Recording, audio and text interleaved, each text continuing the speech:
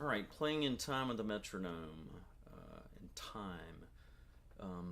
First of all, understand the metronome does nothing if you're not playing in time with it. Just turn it off and learn to count, and just practice counting out loud. I'll talk about that in a minute.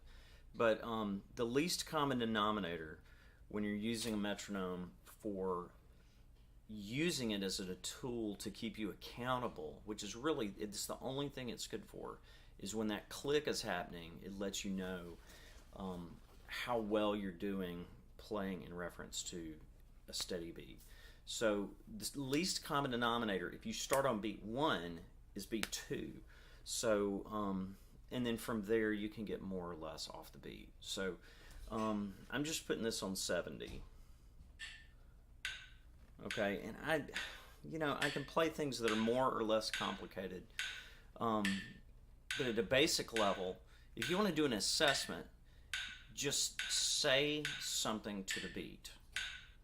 Okay, just record yourself counting out loud to the beat, like this: 1, 2, 3, 4. 1, 2, 3, 4. 1, 2, 3, 4. 1, 2, 3, 4. And Adam Neely even talked about this. Most people can do that at a basic level. They can kind of do that. If you want to tighten it up, say a 4-syllable word like Mississippi, Mississippi, Mississippi, Mississippi, Mississippi, Mississippi, Mississippi, Mississippi, Mississippi, Mississippi, Mississippi. Or you could say 1E and a 2E and a 3E and a 4E and a 1E and a 2E and a 3E and a 4E and a, that kind of thing. If you can do that, and when you record it, it kind of sounds okay, then you don't have a time problem. And I've done this with kids, really young kids, and people of different ages. And most people, and some people would argue, any person basically can count with another person. So that's an internal concept of time. You've got an internal concept. You understand time. Most time issues, when you hear somebody play out of time, or they're playing out of time with the metronome, has to do with a technical problem. And those can be fixed. They're very concrete. But you got to deal with it the right way. So if the least common denominator is B2, if I've got a pattern, like say I want to learn to play,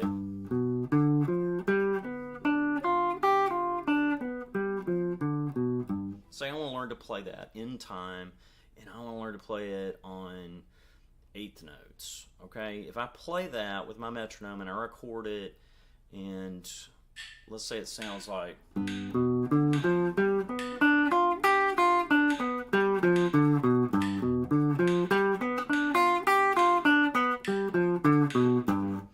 and at that point I'm playing completely out of time with the metronome.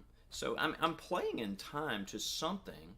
I'm playing in my own time, and this is keeping time completely separate from my time.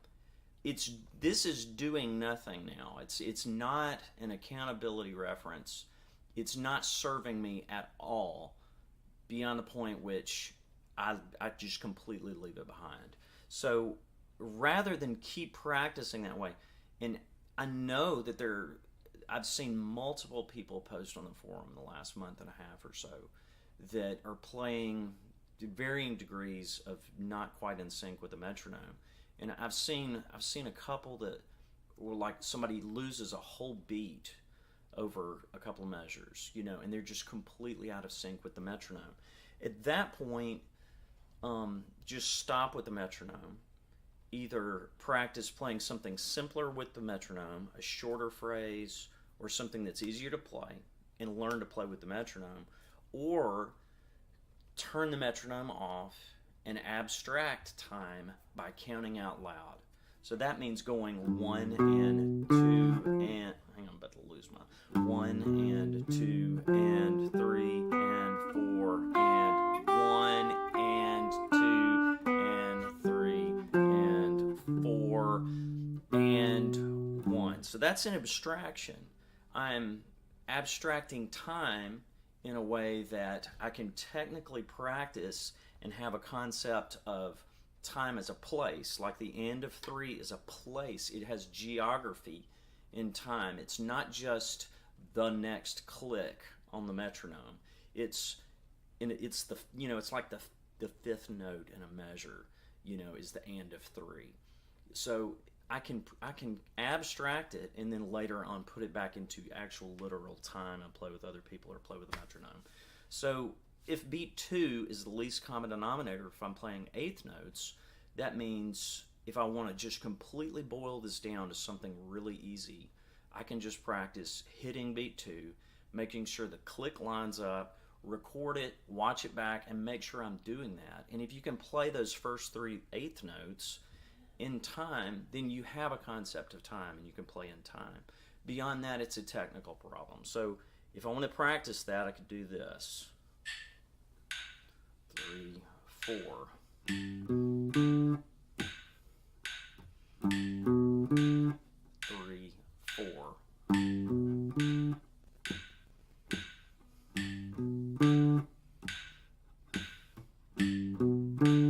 So I'm just making sure that the click lines up. And I do this with little kids and stuff. So we have a game, we call it Build It, and we just build it from there. And I'm not usually working with time with them. Usually I'm working on melodic patterns or whatever, but you can do it the same way with time.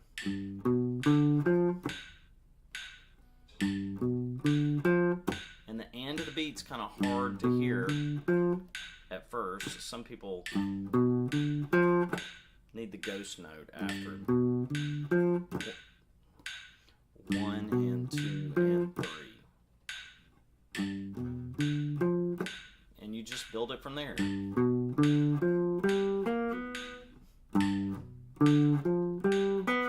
Need my coffee.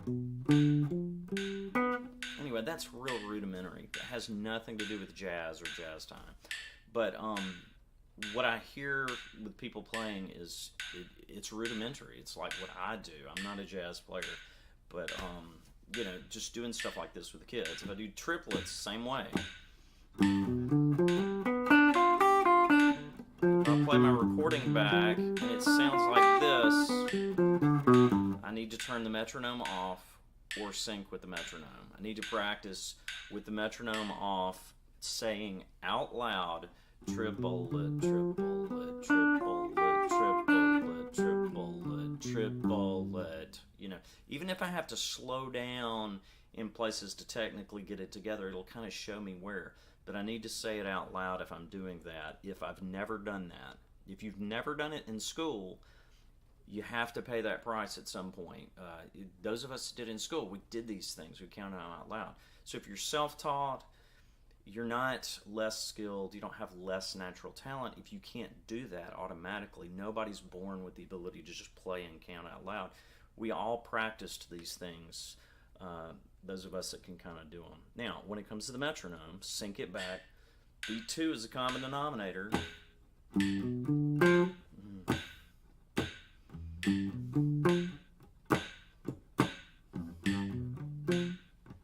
then you just build it from there.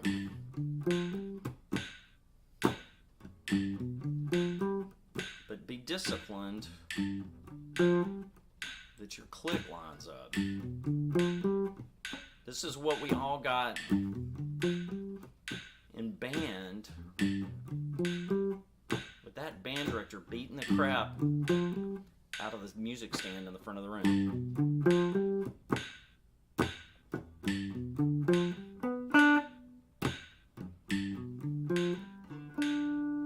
And the accent is not the most important thing necessarily, but it's a technical problem. Sixteenths. Oh,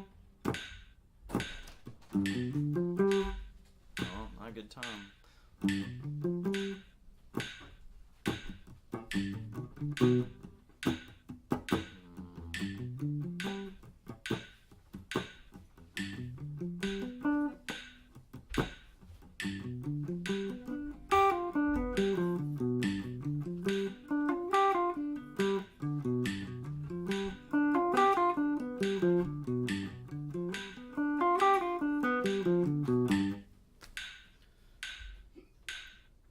So those are some basic ideas of time. Now, most time problems are actually technical problems. So I learned this at a basic level from this lady, Phyllis Weikart, teaches folk dancing and stuff. I learned it from her book that I got when I was teaching elementary music a long time ago.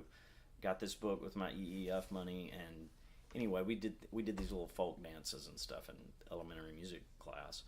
But one of her main premises in teaching movement or dance or anything, and it really applies to music, is that there's a hierarchy of difficulties of movement. So if you can't do something at a basic level, can you at least just chant something? So if it's a beat, if the beat is your reference, can you say 1, 2, 3, 4, 5, 6, 7, 8? If you can do that, can you tap it? 1, 2, 3, 4, 5, 6, 7, 8. That's like basic assessment. So record yourself doing that with a metronome. If you can do that, clap it. 1, 2, 3, 4, 5, 6, 7, 8. Can you do that with a metronome? Does it break down at that level? Do it for 30 seconds and see if you can do it. Then gradually increase the difficulty. If you can do it on the guitar, can you do it with quarter notes on the guitar to a click in a disciplined way where you're actually lining up? So, remove levels of difficulty. Just do it with a ghost note thing, and just 1, 2, 3, 4, 5, 6, 7, 8. 1, 2, 3, 4, 5, 6, 7, 8. Counting to 8's easier than counting to 4. There's less thought. So if you can do that, do it counting to 4. Count to 4 like that.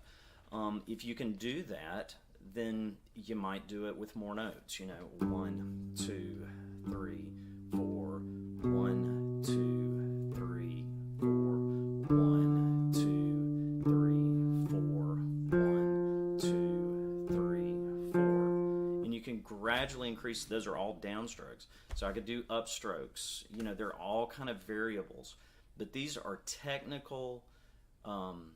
There's a hierarchy of technical movement difficulty. This lady, and I did this stuff. I did it with high school kids because I taught K-12. And so I would make my high school kids do these folk dances. But anyway, the assessment phase of it was I would just teach them this folk dance. And at the beginning, it was real typical of what you would expect of the general population. There were just this percentage of kids that could not do they couldn't do it. They couldn't step on the beat. They couldn't change directions. And they just couldn't do the folk dance. Like their feet were completely out of time, and they would get off and wrong foot or just not even stepping on the beat. So we would stop, and they would chant it, and sure enough, every kid in the room could chant on the beat. So every human has some concept of time. It's just chanting something. And then we would stop, and we would pat it. I can't remember the hierarchy. It seems like patting was easier than clapping. And then we clap it. Then we would do the thing where you just step on one foot. So you're doing something with balance that's sort of difficult. Then you do it with 2 feet. Okay, and that's harder because you're transferring the weight of your body. So at all these levels, there would be a certain kid that it would kind of be a breakdown for them, and we had to work on it for 30 seconds or a minute to get everybody in sync doing that. And then gradually, like moving is harder. So, then we take steps and we're walking around. But then they were skipping and jumping. If you add other more complex movements, like you're changing directions, or if you cross your feet, just different things, all those elements add complexity. And it's the same thing with guitar. If you get a really good guitar player that, and you give them something they don't know how to play, they're either going to stop or they're going to have time issues. We all break down in terms of time when we're at technical limits. So use downstrokes and then work on your alternate strokes. Find something that you can actually play, and just kind of work on things technically. Now, the other thing to know is that if you were never in school band, if you can't do these things automatically, enough with the pity party and feeling sorry for yourself that you have trouble with this stuff as if it's a talent thing, because it's really not. It's not just that. It's that you've never done the work that we did when we were in school band programs. So in school band programs, you get I mean, just you get hundreds of hours. If you just do it a few years, you get hundreds of hours of somebody banging on music stand, counting 1, 2, 3, 4. No, you're not on the beat, and they're like yelling at you, and they stop when it's wrong. When it's wrong, they immediately stop and say no, on the beat, and they start again. So if you never had that, you're that person. You have to keep yourself accountable on time. You have to make sure if you're not playing in time to the reference beat, that you stop and work on that problem, and that you also stop and work on technical stuff in a real specific way where you're learning to do it in such a way that you can eventually do it in time. So what do we do in school band programs? First of all, we count out loud. We chant rhythms out loud. If you've never done that, don't feel sorry for yourself if you can't do it. Nobody could do it until we worked on it for hours and hours. I mean, literally, we worked on it. We heard 50 other people in the room chanting it with us. So if you have to do that by yourself at home in a room where nobody's around and you feel like an idiot, just know you're paying the cost of internalizing rhythm that everybody has to pay at some point. If you want to be able to abstract rhythms and be able to count them, you need to count out loud at some point. It's not, you don't count everything out loud the rest of your life, and some things get too complex and it's easier to not count out loud. But in the beginning, you have to have a basic idea of how to count. So we chanted rhythms. We said them out loud. We said note names out loud in rhythm. We worked on abstract, like if I'm read this rhythm that I've got in front of me, it's 3, 4, and 3, 4, and 2, 3. I can count that out, and I can also do it out of time. Like I could go 3, 4, and 1, and 2, 3, 4, and I can do it as like a middle school kid. I'm slowing down and speeding up, and just kind of I'm abstracting a time structure into words and symbols that have place meaning. Like the and of 2 is a place. It's not just between 2 clicks. So I can actually practice time out of time that way. So say it out loud. We also clapped. We clapped rhythms. So clap rhythms, clap the beat, do this stuff at home. If you can't say it and clap it and do that, that is part of the problem. Of course it's an abstract exercise. Of course it is. Of course you're doing these things that you'll never do when you play. But you're missing the point if you say this has no value. It has no value to people that have already done it. If you've already done this in school, don't spend hours clapping rhythms maybe. That's fine. But if you've never done it, all of us, a ton of self-taught guitarists have never done this. Take the time and do it, and just say, I'm just doing what everybody has to do at some point to have a deeper connection with what rhythm is. So we clapped rhythms, we spoke rhythms. What are the other things? I guess just verbalizing rhythm regardless of tempo. So if you're playing, something go 1, 2, 3, 4, 1, 2, 3, 4. Okay, I can do that with jazz tunes too. whatever I'm reading, if I'm practicing reading or playing, or if it's an exercise, 1 and 2 and 3 and 4 and 1 and 2 and 3 and 4 and 1. I can, again, I'm verbalizing, maybe out of time, either with, metronome's metronome, but if I'm doing this, I'm mainly working on only playing when I'm saying something, or only saying something when I'm playing something, and just lining the two up. Triplets, triplet, triplet, triplet, triplet, triplet, triplet. 16ths, 1 E and a 2 E and a 3 E and a 4 E and a 1. I can practice that now technically.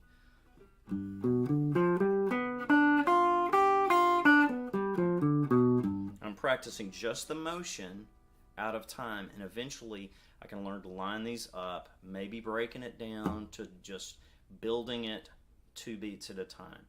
So do the things people did in early school band programs if you're self-taught, and use the metronome for what it is. It's an assessment tool. It's something to keep you honest. And this is the reason why people say either metronomes are the best thing in the world, or stop practicing with a metronome. Beyond the jazz time considerations, that's a whole different conversation too. I mean, that's complexity. This is basic and rudimentary. Is the people that say quit with the metronome, they're right in a sense, because if you're never doing the thing where you stop and count and work out abstracting rhythm, you're missing something, okay? But if you use the metronome occasionally, maybe every day for portions of whatever, and you use it and you actually stop if you're playing out of time, and you fix the problem every time, and you use it in a disciplined way where you're never getting a whole beat off. You're never getting out of time. You can't, if it doesn't line up a little bit, that's one thing. But again, you probably have a technical issue. Stop and fix the technical issue, and practice smaller segments, practice simpler phrases, practice really smaller parts, and just work on what the problem is.